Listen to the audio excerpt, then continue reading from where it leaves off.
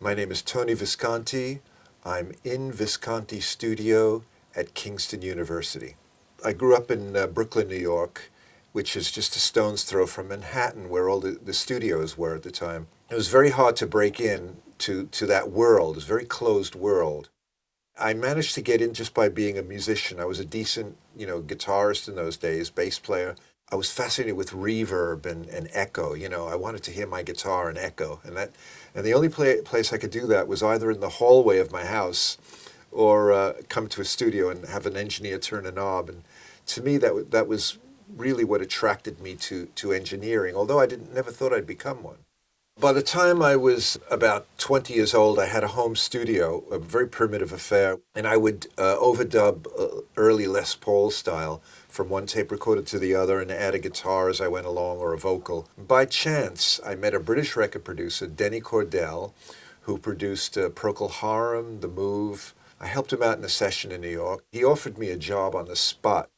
And he said, I can't get a decent mix on with a little help from my friends, which was Joe Cocker's big hit back in those days. And he said, can I try it out with you? He went and mixed it 19 times with other engineers. He went to New York, Memphis, California, and he kept sending these mixes back by post, and my mix was the best. From that point onwards, I was a full-fledged engineer. But I've done quite a lot of my best work with David Bowie. Like another album is Scary Monsters. I'm really proud of that. The sound of Low and Heroes, they were very different from what other people were making. And my T.Rex stuff, I'm really proud of. I'm officially a professor of Kingston University now. Having lived here for 22 years, I thought this is a wonderful reconnection with Great Britain and London, and I'm really honored that they chose to do this. We did 2 tracks in this room, and I was surrounded by students who were both helping and observing. And I shall be doing this about 4 times a year. It's really fantastic. I never thought I would ever do this in my career. Nowadays, there's hardly a musician who doesn't have a home studio or of some, even if it's just the humble laptop.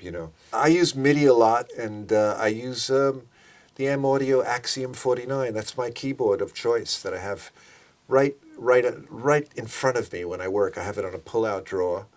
The difference between analog recording and digital recording is not so much the medium, it's more of a mindset. So the way we made these great records in the 70s was doing these sub-mixes, getting several people on one microphone for backing vocals. Or if you had 3 microphones, you do a blend on the board. You send it to a group and send it to one track on the 24-track machine. When I did the recording Heroes with David Bowie, I only had 1 track left for the lead vocal. At the time, we couldn't even lock up 2 tape machines together. So he knew that, I knew that, and everyone knew that. And if he did a take and he felt he could do it better, I said, we have to wipe the last one you did. And he goes, I know. And he'd sing his heart out each time. There was nothing to fix in the mix. It had to be a live performance. And with this kind of anxiety, this kind of pressure, I think you make better records. The most recent thing I've done with David Bowie is, for me, one of the best things I've ever done in my life. The amount of energy we put into that has paid off. We had a new concept for it. Until Blackstar, it's always been a band of rock musicians. But this was different. I mean, if you had a rock band trying to play jazz, it would sound a certain way. But here we had a jazz band, and they were required to play rock. That was Bowie's magic. He would always throw a spanner in the works, or something that's never been done before. He always came up with that wonderful difference that made his record so special. He was so happy when it was finished that he got this out of him. We'd always record until the both of us were satisfied. I count my blessings because he picked me 4 times, the last 4 times. But David's always been an old friend. I've known David Bowie 48 years. We would have, if we didn't make records together, we would have had lunch together.